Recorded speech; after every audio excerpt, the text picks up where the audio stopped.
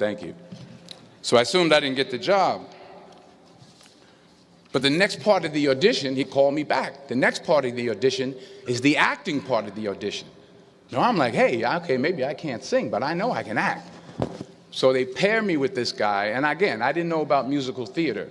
And musical theater is big, so they can reach everyone all the way in the back of the stadium.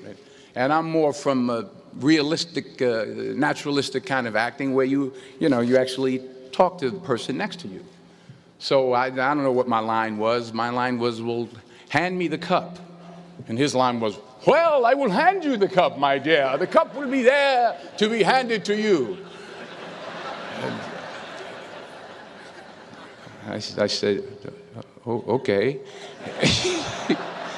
Well, should I give you the cup back? Oh, yes, you should give it back to me because you know that is my cup and it should be given back to me.